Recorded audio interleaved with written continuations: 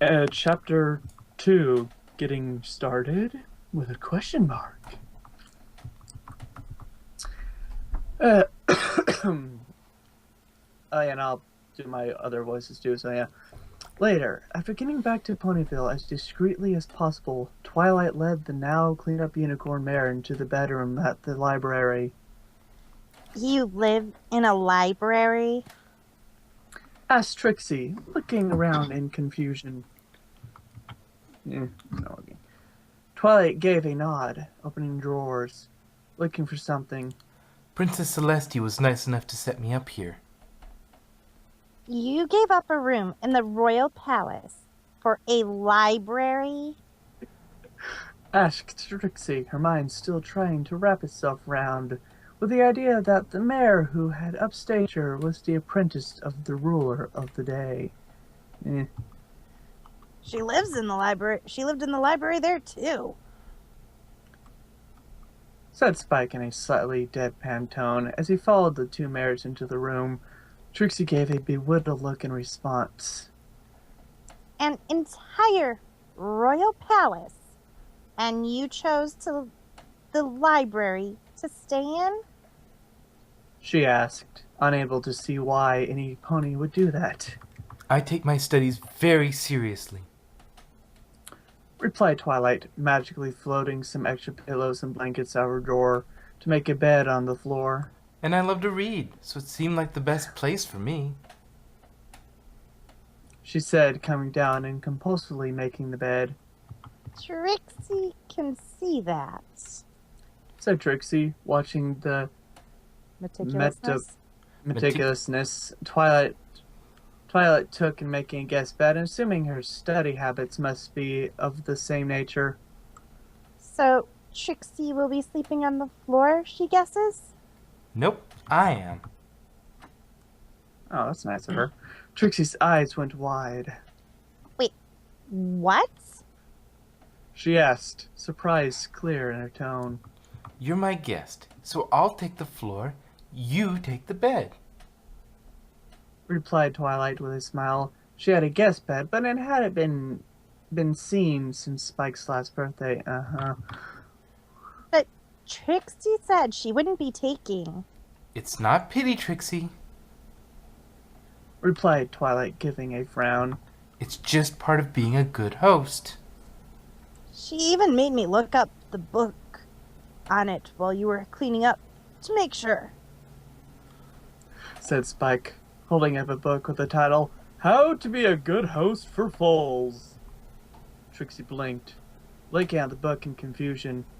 But why does a town library even have a book like that?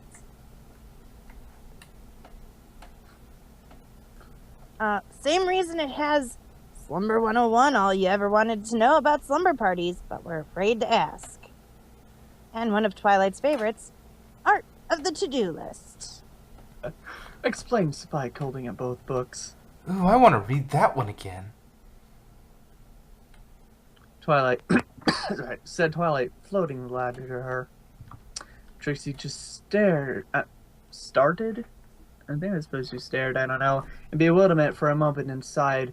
She was too tired to come up with a witty remark for this. And besides, a real bed seemed very inviting at the moment. Fine. Now let Trixie ask something. Just what is it that you're studying here in Ponyville that's so important that Princess Celestia personally ordered it? Oh, I'm studying friendship. Replied Twilight, simply telekinetically pulling down the covers on the makeshift bed. Friendship? Asked Trixie, giving a confused look. Why would Celestia have you studying friendship? She said, cocking her head in confusion. I'll explain in the morning. It's a long story. Replied Twilight, trying to avoid the subject for the time being. Trixie had already had a big shock finding out Twilight was Celestia's pupil, let alone a wielder of an element of harmony. Twilight felt it was best to let her sleep tonight, and then tell her in the morning. We'd better get some sleep. There's a lot to do in the morning. Trixie didn't bother arguing and climbed up to Twilight's usual bed. In all honesty, she'd not had a decent sleep in a while, let alone had a bed to sleep in. Twilight, you sure this is a good idea? Asked Spike, sitting on his own little bed. I still don't trust her. Don't worry, Spike. Aloysius will keep an eye on her. Replied Twilight, though she personally did see much reason to worry. After all, they hadn't exactly gotten to actually know Trixie last time. Oh, that reminds me. Trixie, I forgot to introduce you to Aloysius. She called, pointing to the owl, which presently stood on a perch nearby, keeping an eye on things. Trixie blinked, looking at the owl, which rotated his head to see her. You have a pet owl? Why is Trixie not surprised? She replied, staring at Aloysius, as the bird stared at her. Hello there? Oh, Trixie? oh, Trixie. oh, You stubborn bird! I said my name's Trixie! oh. Trixie snarled angrily, glaring daggers at the owl until Twilight spoke up. Trixie, he's an owl. That's all he can say. She explained with a raised eyebrow. Trixie blushed in embarrassment. Oh, yes. Trixie knew that. Oh, look at the time. Good night. She said quickly, hiding under the covers before another word could be said. Sorry. Spike chuckled.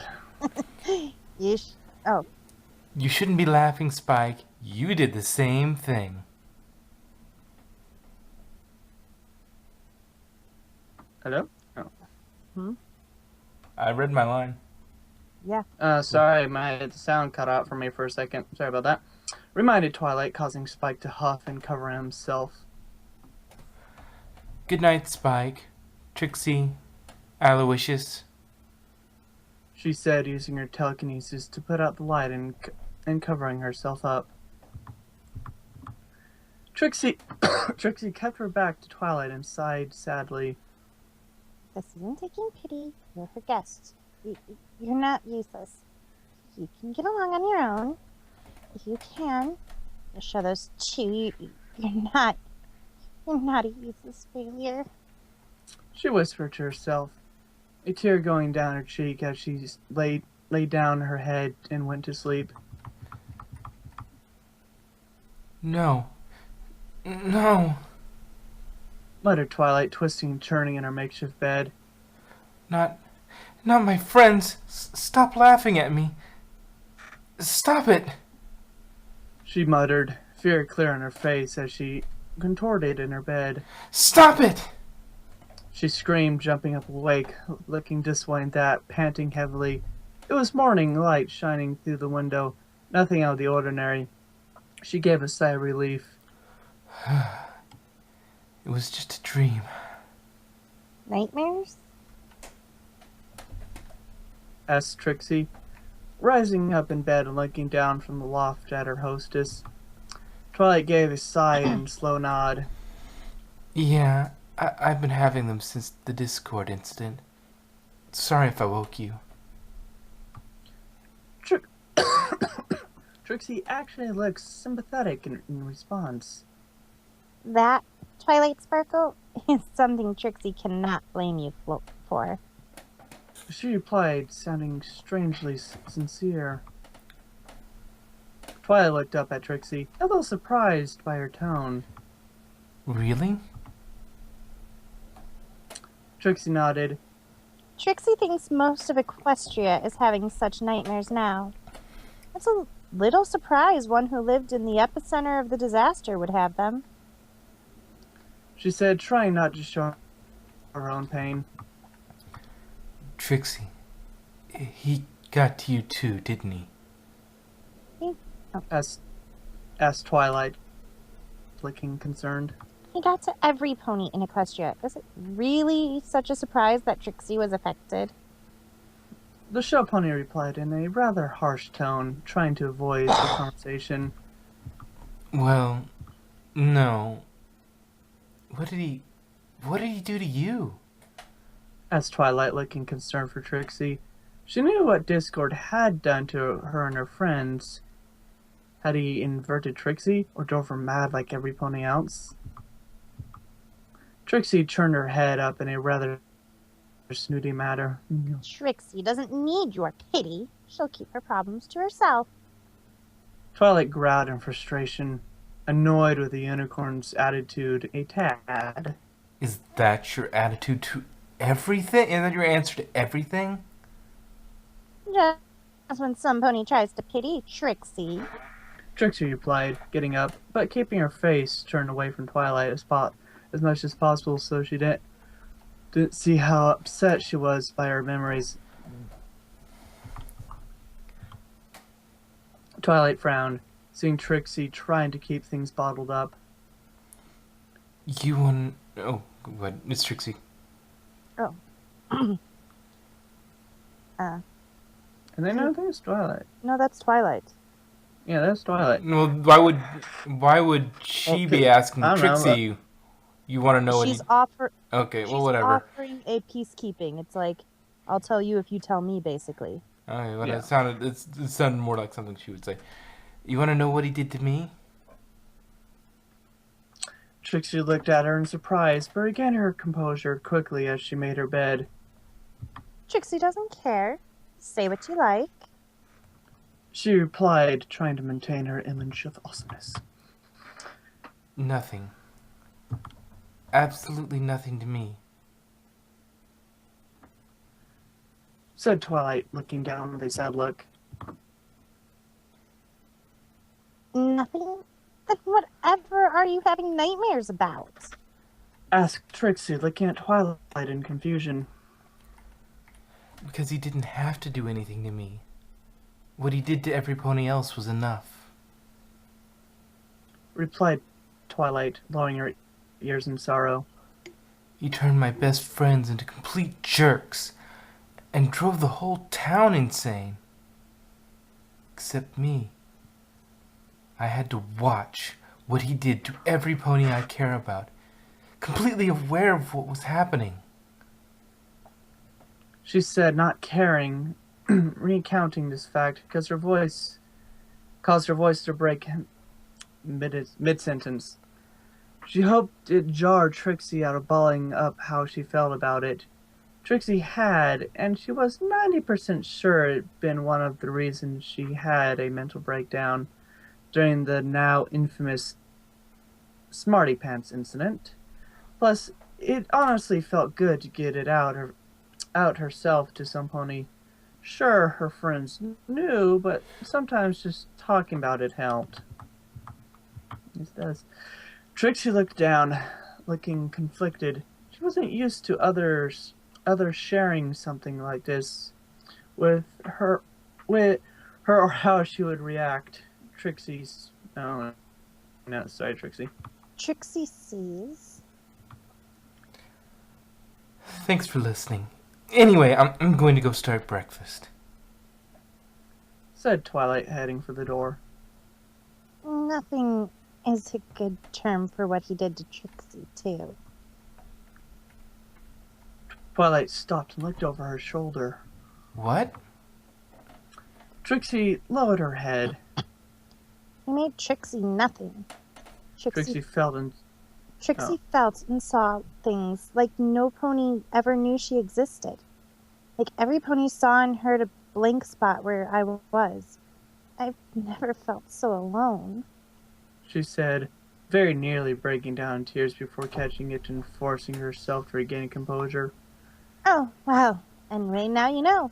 Don't pity Trixie for it, Twilight Sparkle. You told her your experience, she told you hers. Simple as that. Twilight frowned. Trixie? Are you alright? She asked, deeply concerned. What an awful thing to do to some pony. make them feel like they didn't exist at all. She shivered at the thought. Though in a way, she knew what it felt like, considering every pony else was too insane to notice she'd existed. Yes, Trixie, it's fine. Replied Trixie, getting back into her normal swagger. Let's just eat breakfast, shall we? She asked, walking by Twilight. Twilight frowned, but remembered how antisocial she used to be before she met her friends. Maybe Trixie was the same way. Getting Trixie to open up at all was a good sign, at least. Come on, Spike. We've got breakfast to make. Big day ahead of us. She called Spike, being grabbed by telekinesis and pulled out of bed with a yell. Oh, 5 more minutes, muttered Spike, trying to keep a hold of his pillow. That was before he burped out a burst of green flame, forming a scroll. A letter from Celestia? Asked Twilight, blinking. What's it say? Spike unrolled it and cleared his throat. Dear my faithful student Twilight Sparkle, due to the significant damage remaining after Discord's reign, we have scheduled a tropical storm to help clear out the environmental damage to some of Equestria, so new growth can occur. I thought the elements of harmony cleared that up. The things he'd transformed directly, like the chocolate rain. Explained Twilight, levitating a brush over to get her mane in order. But a lot of stuff like the dead plants killed by that were left behind and had to be cleaned up manually. I guess there's so much only a major storm can clear it all out quickly. It's the same reason they sometimes schedule wildfires and other bad weather, to clear out damaged trees and other types of debris so new stuff can be grown in its place. Wow. Spike nodded, then looked back to the letter. The storm should be far from Ponyville, but you will likely receive some of the rains and heavy winds in a few days. Please let Ponyville know to prepare for this. Princess Celestia. P.S. Yesterday, He read, then his eyes widened. What?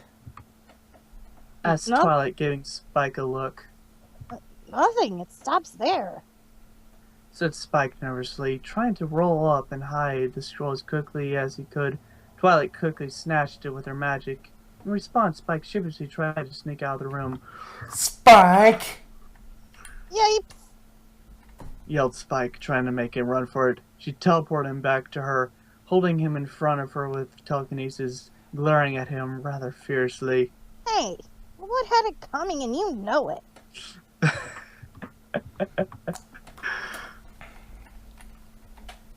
And that's how they beat Discord and saved Equestria.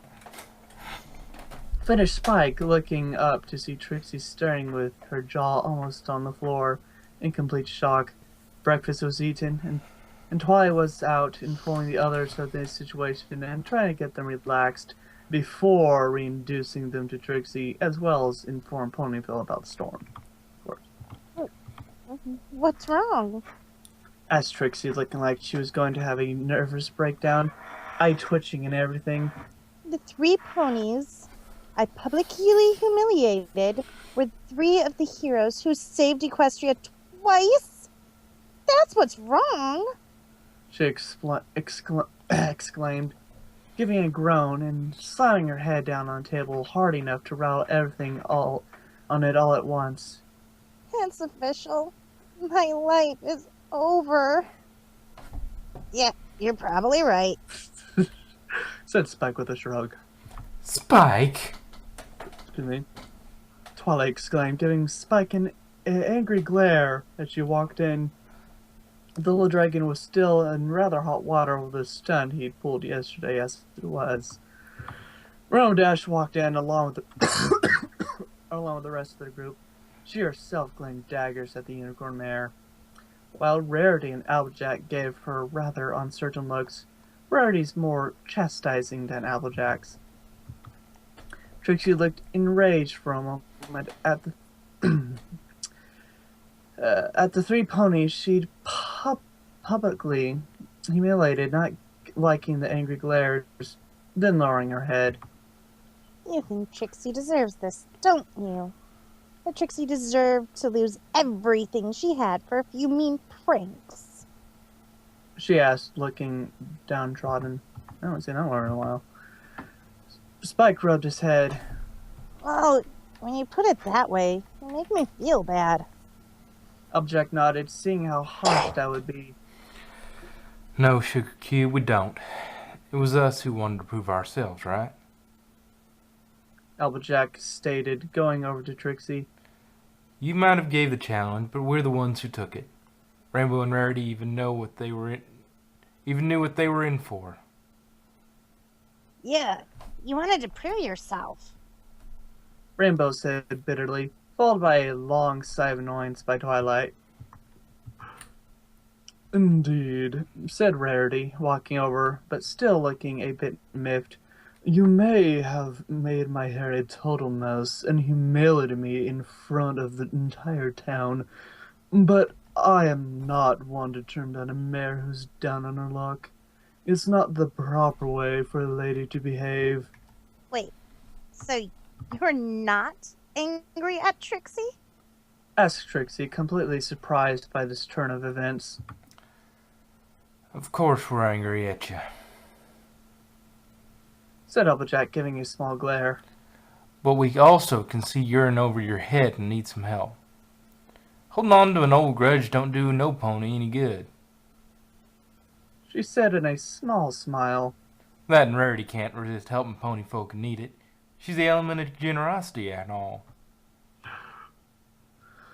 Applejack is right, I suppose, replied Rarity with a sigh. I've always had a weakness for helping other ponies, and you certainly look like you need help. Fluttershy timidly peeked at Trixie through her bangs before the mare could reply. Hi. She said, simply in her timid voice. I'm Fluttershy. She said in a small, shy voice. This being the first time she had actually met Trixie. Oh, that's true. Glad to meet you. Pinky bounced in. I still don't know what's going on, but when can we have the party? I brought my party cannon, she explained, producing said item from out of nowhere. Later, Pinky, said Twilight. Seriously, as Trixie started, wide-eyed at sudden appearance of the cannon, manned by the, in her opinion, rather crazy pink pony. Oh, all right, muttered Pinky, rolling her weapon of mass destruction off screen. Anyway, we're all here to help, said Twilight, smiling to Trixie. Trixie sighed. Trixie doesn't want your pity. Trixie just needs to know where she can find a job. She said simply. Stubbornness clear in her voice. Well, good, because I'm not gonna help you, because I'm not helping you. Exclaimed Rainbow, equal amounts of stubbornness in a blue Pegasus voice. Rainbow, what's gotten into you? Asked Twilight, a bit upset at her friend. She's a liar! She lied to the entire town and didn't fess up until an Ursa Minor was about to eat her for dinner. Replied Rainbow Dash, giving a glare. What makes you think for 1 minute she's telling the truth now? Because I found her homeless on the streets of Canterlot, Rainbow. Do you think the great and powerful Trixie would be like that willingly? Asked Twilight, glaring at Rainbow. How'd you end up on the street like that anyway? Asked Spike, scratching his head. Twilight looked in the various directions around the library, trying to think of a job that might suit Trixie. Trixie doesn't want you to pity her. All she wants is to know where she may find a job. You and me both, Trixie, replied the stubborn unicorn. Let's see, who's... Oh, Rarity, sorry. Dear, we can't do anything for you as an act of kindness and not pity, unless you tell us how you got in this condition, said Rarity, trying to coax out how Trixie had gone from how they'd last seen her to a homeless, filthy mare on the streets of Canterlot. That's Ponyville. Or whatever. Fine. Trixie sighed out. Seeing they wouldn't let the matter be, Trixie's card had everything she owned in it. Her money, her magic supplies, everything. she said, leaving the rest for them to fill in. Rarity gasped in realization. The earth has stepped on your cart, she said, now cringing at the memory, which at the time she felt Trixie had deserved. She now felt terrible. I guess that explains a lot. Said Applejack, rubbing the back of her head, having the same reaction as Rarity, while Rainbow kept her mouth shut. Trixie nodded. Trixie lost everything she had. That's all. She explained, ending the explanation abruptly. Twilight spoke up after a brief, uncomfortable silence. Well, Trixie, I've sorted out jobs available in Ponyville. One group that you can't do, like working on the Apple family farm. That's kind of funny, though, because that was the last story. And why can't Trixie do that?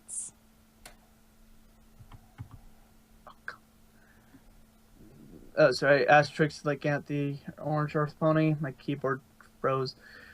Because it's muscle work, Sugar Cube. Said Applejack. And right now, you don't have a lot of muscle on you.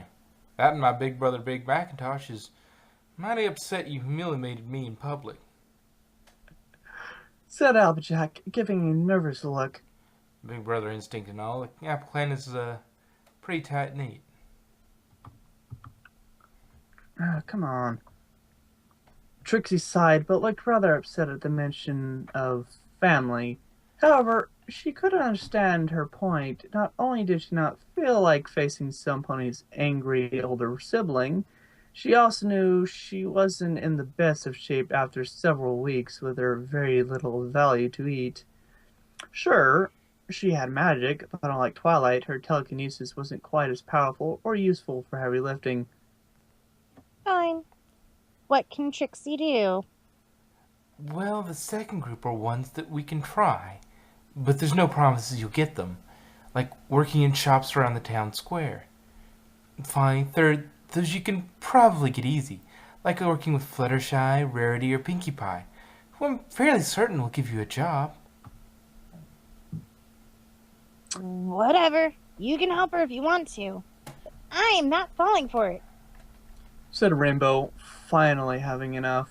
When she turns on you, don't say I didn't warn you. She spat, flying out the nearest window. Twilight sighed. Don't mind her, Rainbow. Rainbow will probably come around eventually. She said, knowing Rainbow wasn't exactly the most forgiving pony to someone who had hurt her friends, being the element of loyalty, as well as pretty hard-headed sometimes. Fluttershy normally got furious when that happened, but she was the element of kindness, so she was naturally a very forgiving pony. But she was pretty sure that Rainbow would come around if Trixie proved she was trustworthy. Moving on, let's focus on finding you a job. I actually do need a little help, and I'll pay well, said Fluttershy in her timid, shy tone, but wanting to help, if at all possible. No offense, dear, but how? Asked Rarity. To her knowledge, Fluttershy didn't get paid a great deal for her job, but despite her skills with animals, Hannah asked for more than she needed. Fluttershy had no real desire for money, and Rarity had never known her to seek it. I saved up a lot, said Fluttershy, then blushed heavily. From when I was a model. She muttered quietly, looking down. I've got quite a bit, actually. Trixie, Trixie's jaw dropped. You were a model? She asked, completely shocked. Trixie somehow has trouble believing that. Yes, with photo finish, explained Rarity, remembering her own unsavory behavior during the whole incident. That was some time ago, though.